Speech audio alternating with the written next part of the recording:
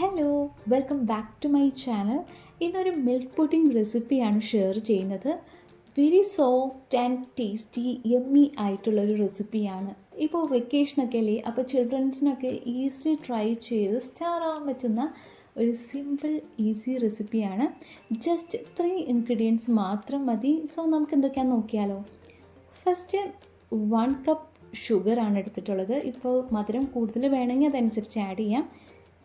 Then half cup milk, then 4 to 5 table spoon cornflour, പിന്നെ മിൽമയുടെ ഗീയുമുണ്ട്. പിന്നെ ഇതേപോലത്തെ മോൾഡാട്ടോ ഞാൻ എടുത്തിട്ടുള്ളത്. വേറൊരു ബൗളിലേക്ക് കുറച്ച് മിൽക്ക് മാറ്റി വയ്ക്കാം. ഇനിയും ഒരു പാനിലേക്ക് മിൽക്ക് പോർ ചെയ്ത് ജസ്റ്റ് സ്റ്റിർ ചെയ്തുകൊണ്ടേ ഇരിക്കുക. ഇത് ബോയിൽ ആവുന്നത് വരെ നമുക്ക് വെയിറ്റ് ചെയ്യാം. നല്ലതുപോലെ തിളച്ച് വരുമ്പോൾ ഫ്ലെയിം ഓഫ് ചെയ്ത് കൊടുക്കാം.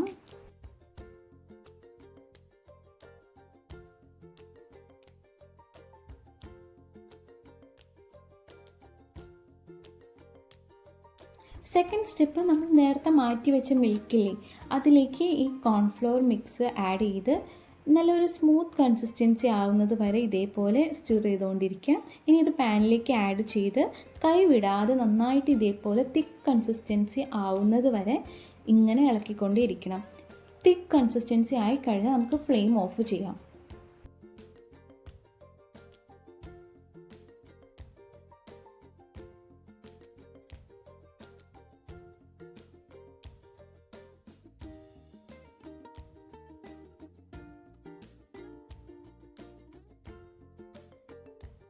നെക്സ്റ്റ് സ്റ്റെപ്പ്, ഈ ഒരു മോളിലേക്ക് 1 ടീസ്പൂൺ ഗീ ഈവൻ ആക്കി ഒന്ന് സ്പ്രെഡ് ആക്കി കൊടുക്കുക.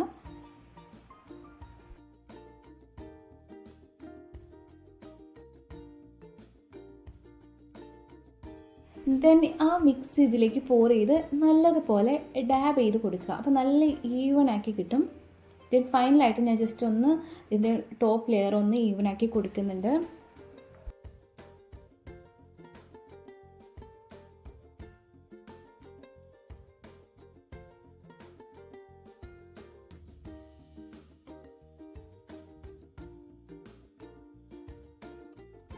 So the final step, milk pudding ready ആയിട്ടുണ്ട്. ഞാൻ പ്ലാസ്റ്റിക് റാപ്പ് ചെയ്ത് ഓവർനൈറ്റ് റെഫ്രിജറേറ്റ് ചെയ്യാൻ വെക്കുന്നുണ്ട്.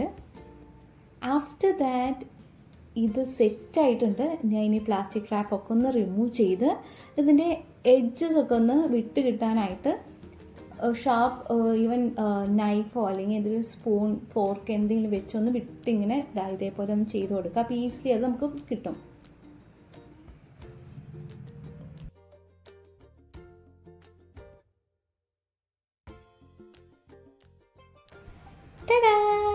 The yummy soft milk pudding ഇവിടെ റെഡി ആയിട്ടുണ്ട്. കാണാൻ നല്ല ഭംഗിയുണ്ട്. അതേപോലെ ഇത് വായിലിട്ട് അലിഞ്ഞു പോകും. അത്രയ്ക്ക് സോഫ്റ്റ് ആയിട്ടുള്ള നല്ല ടേസ്റ്റി ആയിട്ടുള്ള ഒരു പുഡിംഗ് ആട്ടോ. അപ്പോൾ പെട്ടെന്ന് ഗസ്റ്റൊക്കെ വരുമ്പോഴാണ് നമുക്ക് ഉണ്ടാക്കാൻ പറ്റുന്ന അടിപൊളി ഡെസേർട്ടൊക്കെ ആയിട്ട് കഴിക്കാൻ പറ്റുന്ന സിമ്പിളായിട്ട് ഉണ്ടാക്കാൻ പറ്റുന്ന ഒരു റെസിപ്പിയാണ്. ഞാൻ ഇനി എല്ലാം ഇങ്ങനെ കട്ട് പീസസ് ആയിട്ട് ഇതേപോലെ ഞാൻ ഒരു പ്ലേറ്റിൽ സെർവ് ചെയ്തിട്ടാണ് വെച്ചിട്ടുള്ളത് കേട്ടോ. ഇപ്പോൾ അങ്ങനെ അല്ലെങ്കിൽ നമുക്ക് ഏത് ഷേപ്പിൽ വേണമെങ്കിലും കട്ട് ചെയ്തെടുക്കാം. അപ്പോൾ എല്ലാവർക്കും ഈസി ആയിട്ട് പ്രിപ്പയർ ചെയ്യാൻ പറ്റുന്ന ഈസി പുഡിംഗ് റെസിപ്പി അല്ലേ. അപ്പോൾ ട്രൈ ചെയ്ത് നോക്കാം.